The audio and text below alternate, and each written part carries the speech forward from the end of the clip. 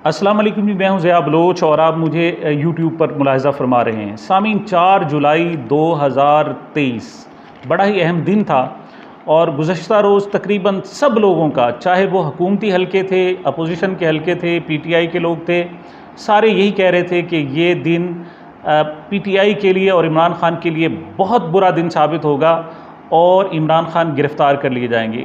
ख़ास तौर पर इस सूरत हाल को और इस नैरेटिव को उस वक्त भी महमीज़ मिली जब रात को तकरीबन 2:30 बजे एक ब्रेकिंग न्यूज़ सामने आई कि कायम मकाम सदर ममलिकत सादिक संजरानी साहब ने एक नैब तरमीमी आर्डीनेंस पर दस्तखत कर दिए हैं। इस नैब तरमीमी आर्डीनेंस के हवाले से कि कब इस्तेमाल होगा इंशाअल्लाह आपको अर्ज़ करेंगे, लेकिन आज की जो 4 जुलाई की एक समरी थी वो सबसे पहले मैं आपको बयान कर दूं। इसकी समरी ये है जनाब कि इमरान खान की एक सब पहली बात तो ये है कि गिरफ़्तारी नहीं हो सकी।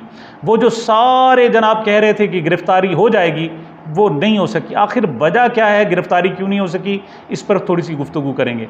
और दूसरी बात ये है कि इमरान खान को 16 मुकदमात में रिलीफ मिल गया है, मतलब उनकी ज़मानतें मंजूर हो गई हैं और उनको एक्सटेंशन मिल गई है। किसी को 10 दिन की, 5 दिन की, 8 दिन की, 15 दिन की, इस तरह की तोसी मिल गई है और वो अब मज़ीद कुछ दिन बाहर रहकर कौम से ख़िताब भी कर सकते हैं जो वो यूट्यूब पर करते हैं, और चंद एक मुलाकातें भी कर सकते हैं अगर उनके पास कोई जाता है तो। वरना तो इस वक्त सूरत हाल ये कि उनकी मुलाकातें भी नहीं हो रही। हाँ, अलबत्ता एक और जो हुकूमत के लिए बड़ी डैमेजिंग चीज़ है वो ये है कि वो इंटरनेशनल मीडिया को इंटरव्यूज़ बहुत दे रहे हैं और बाज़-औक़ात तो वो इस हद तक हो जाता है कि हुकूमत जो है वो अपना हाथ और दांत पीस कर रह जाती है कि ये क्या कर रहे हैं। लेकिन बहरहाल वो इंटरव्यू दे रहे हैं और शुनीद यही थी कि वो इंटरव्यू में इस हद तक आगे चले गए हैं कि शायद अब उनके लिए मज़ीद बाहर रहना हुकूमत के लिए मुनासिब ना हो और हुकूमत यही ख्याल करे कि अब उनको बिहाइंड द बार भेज दिया जाए। लेकिन ये मंगल भी बहरहाल बग़ैर गिरफ़्तारी के गुजर गया। 16 मुकदमात में ज़मानत मंजूर हुई, लेकिन कम अज़ कम 3 ऐसी वजूहात हैं कि जिनकी बुनियाद पर हम कह सकते हैं कि इमरान खान के लिए ये सख्त दिन था और कुछ अच्छा दिन नहीं था। उनमें सबसे पहले तो तोशाखाना केस था।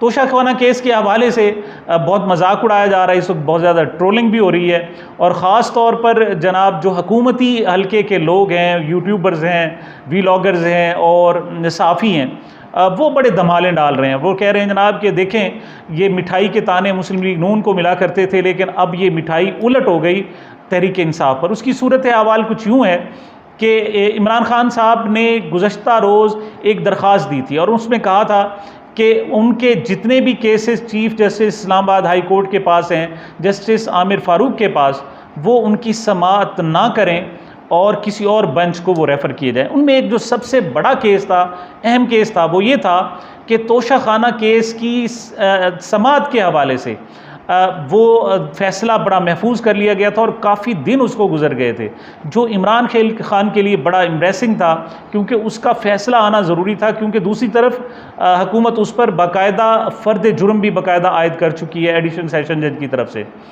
तो लेकिन खिलाफ तवक्को ये फ़ैसला उनके हक़ में आ गया। किस तरीके से कि इस्लामाबाद हाई कोर्ट ने, chief justice Islamabad high court ने उन एडिशनल सेशन जज जो इमरान खान के ख़िलाफ़ तोशाखाना केस की समाअत कर रहे थे और इस केस को काबिल समाअत उन्होंने करार दिया था, चीफ जस्टिस ने उसे नाकाबिल समाअत करार दिया और उस जो एडिशनल सेशन जज का फ़ैसला है उसको उन्होंने कालअदम करार दे दिया। अच्छा, ये बात तो बड़ी वाज़ेह होनी चाहिए थी कि जब एडिशनल सेशन जज ने करार दिया है कि ये केस काबिल समाअत है और इस्लामाबाद हाई कोर्ट ने करार दे दिया कि ये केस काबिल समाअत नहीं है और उनके फ़ैसले को कालअदम करार दिया, तो केस तो बुनियादी तौर पर ख़त्म हो जाना चाहिए था, लेकिन ख़त्म नहीं हुआ। शुरू में तासुर ऐसे हुआ कि चूँकि उनके फ़ैसले को कालअदम करार दे दिया गया और अब ये केस काबिल समाअत ही नहीं है तो अब ये ख़त्म हो गया, लेकिन ऐसा नहीं हुआ। Chief justice Islamabad high court ने उनके फ़ैसले को तो कालअदम करार दिया, लेकिन साथ ही ये केस फिर दोबारा उन्हें रेफ़र कर दिया उन्हीं एडिशनल सेशन जज के पास और उन्हें हुक्म दिया, हिदायत दी कि वो 7 दिन के अंदर इस पर दोबारा फ़ैसला करें, जो दलाइल की रोशनी में दोनों तरफ से के वकला के दलाइल दें और 7 दिन के अंदर अंदर इस पर फ़ैसला करें। तो बात यह है कि इसे कहते हैं आसमान से गिरा और खजूर में अटका। अब वो सेटल नहीं हो सका, वो मामला हनूज़ वहीं मौजूद है। और इस वक्त जो सूरत हाल है, जिस अंदाज में हमारी छोटी अदलिया को दबाया जा रहा है, उन पर प्रेशर डाला जा रहा है, हुकूमत की तरफ से बहुत ज़्यादा उनको दबाव में लाया जा रहा है, ऐसे में इमरान खान साहब और पीटीआई के जो हलके हैं वो कुछ अपने लिए अच्छा महसूस नहीं कर रहे। उनको मालूम है कि यहाँ पर अदलिया की, कानून की और अदालती फ़ैसलों की कोई अहमियत नहीं है, बल्कि अब सूरत हाल ये है कि अदालती फ़ैसले भी इशारों पर दिए जाते हैं। और बाज़ औक़ात तो जजेस खुद कह देते हैं कि आप हमसे ज़मानत किस लिए लेंगे, क्योंकि आपको जब तक आप प्रेस कॉन्फ्रेंस नहीं करेंगे आपकी गिरफ़्तारी रहेगी, आप पर मुकदमात दर्ज होते रहेंगे। ऐसे में इमरान खान साहब और पीटीआई कंफर्ट फील नहीं करे, इसके बावजूद कि उनके एक ही दिन में 16 मुकदमात में ज़मानत में तोसी मिल जाती है, लेकिन उसके बावजूद उन्हें मसाइल हैं। तो पहला जो सेटबैक था वो यही फ़ैसला था कि जिसमें एक केस को कालअदम करार देने के बावजूद उसको समाअत के लिए भेज दिया गया है और अब उसको दोबारा फ़ैसला उसका होगा। दूसरा जो सेटबैक मिला वो ये था कि लतीफ़ खोसा साहब, सरदार लतीफ़ खोसा एडवोकेट ने इमरान खान की तरफ से एक केस सुप्रीम कोर्ट में दायर किया था और उसमें कहा गया था कि कोयटा में कत्ल होने वाले अब्दुल रज़ाक शर एडवोकेट का मुकदमा इमरान खान पर दर्ज किया गया है, वो बिल्कुल दुरुस्त नहीं है, करीने कयास नहीं है, बिल्कुल गलत है और बेबुनियाद है। और उसमें उन्होंने इस्तदा की थी, जो प्रे की थी वो ये की थी कि उनमें उनको हुक्म इम्तना दिया जाए और जब तक कोई फ़ैसला नहीं होता उस वक्त तक इमरान खान की गिरफ़्तारी से रोका जाए। लेकिन वहाँ बड़ी दिलचस्प सूरत हाल होगी। ये नहीं हो गया हुआ कि मेरिट पर अदलिया ने कह दिया और सुप्रीम कोर्ट ने कह दिया नहीं जी ये आप काबिल गिरफ्तारी हैं या कुछ है।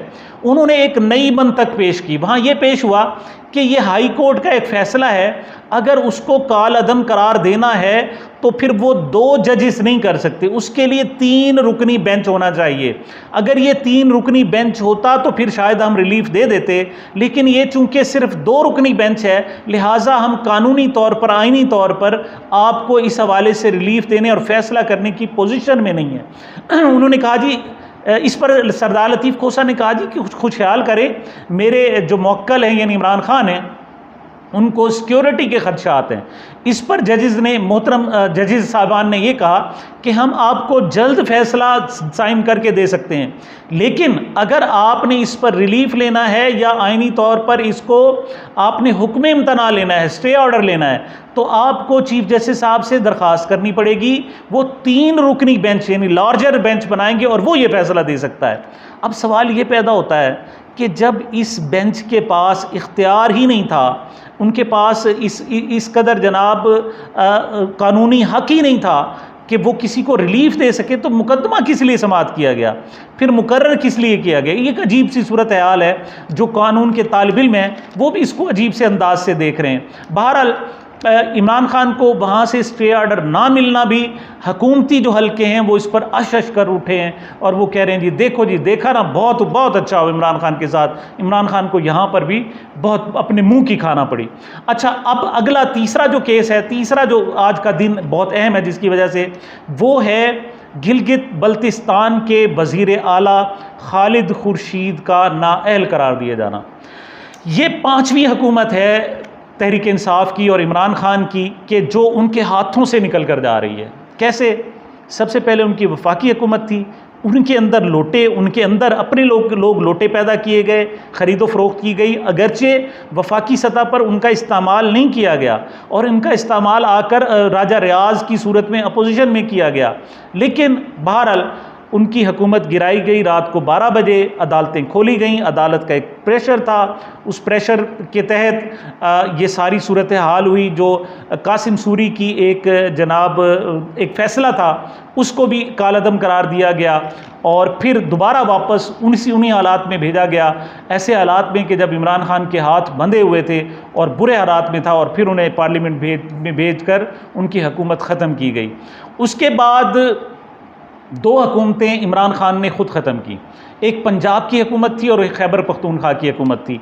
लेकिन कम अज़ कम आज वक्त ने इमरान खान को सच्चा साबित कर दिया है। इमरान खान ने साबित किया है उनके मंतक, उनकी दलील और उनके नैरेटिव ने कि अगर वो ये दोनों हुकूमतें ख़ुद ख़त्म ना करते तो वहाँ पर भी ऐसी तब्दीली आ चुकी होती। कैसे? कि आपने देखा आज़ाद कश्मीर में 2/3 अक्सरियत थी, गिलगित बल्तिस्तान में 2/3 अक्सरियत थी, लेकिन दोनों जो वज़राए आला, आज़ाद कश्मीर के वज़ीर आज़म और खैबर और गिलगित बल्तिस्तान के वज़ीर आला खालिद खुर्शीद को अदलिया ने घर भेजा, अदलिया ने, और इतना स्पीडी ट्रायल हुआ कि रोज़ाना की बुनियाद पर ट्रायल हुआ, और वो लंदन से एक डिग्री लेके आए हुए हैं, जना कानून की डिग्री लंदन से लेकर आए हुए हैं, और उनको जाली करार दे दिया कि बड़ी हैरत अंगेज़। यानी ये खालिद खुर्शीद एक वकील हैं गिलगित बल्तिस्तान में, वो प्रैक्टिस करते हैं और साल साल से कर रहे हैं, और उनका शुमार बड़े अच्छे वकला में होता है, लेकिन अचानक चूँकि वो इमरान खान के साथ खड़े रहे थे और उन्होंने उनको जनाब छोड़ा नहीं था, तो उसका रिज़ल्ट ये निकला कि स्पीडी ट्रायल हुआ, और लंदन की यूनिवर्सिटी से पूछा तक नहीं गया कि ये दुरुस्त है या गलत है। पाकिस्तान में ही HEC ने और दीगर इदारों ने मिलकर फैसला कर दिया कि उनके पास चूँकि कोई सबूत नहीं है इनकी वैलिडिटी के, लिहाजा डिग्री साबित नहीं हो सकी, लिहाजा उनको नाअहल करार दे दिया गया। अब अगरचे गिलगित बल्तिस्तान में 2/3 अक्सरियत है PTI के बाद, लेकिन जाहिर नज़र आ रहा है कि फॉरवर्ड ब्लॉक बनेगा, और उसमें नून लीग और पीपल्स पार्टी के लोग और PTI की तीनों के जो लोटे होंगे उनका एक कम्बिनेशन बनेगा और एक नया वज़ीर आला बन जाएगा।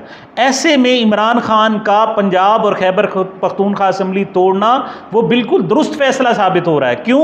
जरदारी साहब आकर बैठ गए थे, इस्टेब्लिशमेंट की तरफ से इशारे मिले थे, और आज ये सारे के सारे लोग जो छोड़ कर जा रहे हैं PTI को, अरकान, उन्होंने असम्बली में होते हुए ये फॉरवर्ड ब्लॉक बनाना था और PTI को, यानी जो इमरान खान की हुकूमत है, उनको चलता कर देना था। तो बेहतर था उन्होंने उनको एक्सपोज किया, अपनी हुकूमतों को ख़त्म किया। अब वो फॉरवर्ड ब्लॉक नहीं बना सके और मजबूर हुए कि आइन तोड़ कर वो अपनी हुकूमत को बरकरार रख सकें। तो ये इस लिहाज से मैं अगर कहूँगा कि इमरान खान ने के फैसले ने साबित किया है कि वो सच्चे थे। और दूसरी बात जो सेटबैक है वो ये है कि इस वक्त जो PTI की क़यादत है वो पूरे मुल्क में रोपोश है, और हुकूमत और इस्टेब्लिशमेंट का ख्याल ये था कि उनको जो पनाह मिली हुई है वो गिलगित बल्तिस्तान में मिली, क्योंकि वहाँ पर इमरान खान की हुकूमत है और वहाँ खालिद खुर्शीद साहब वज़ीर आला के तौर पर बैठे हुए थे।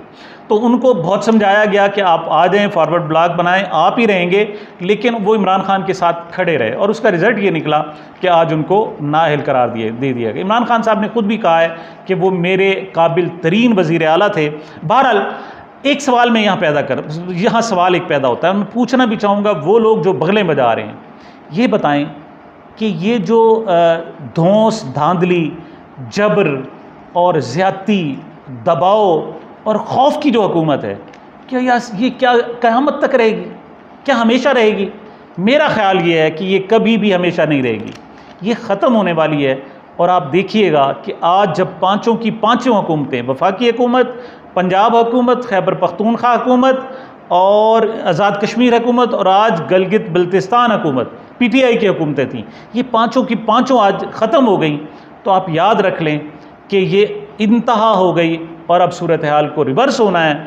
और ये जो आज लोग कह रहे हैं कि शायद वो हमेशा के लिए खुदा रहेंगे, इनकी खुदाई रिवर्स हो रही है और खुदा की पकड़ में आने वाले हैं। सामीन, ये मेरी अब तक की गुजारिशात थी। मुझे, मेरे इस चैनल को अपनी मोहब्बतों और दुआओं में याद रखिएगा। मिलते हैं छोटे से वक्फे के बाद।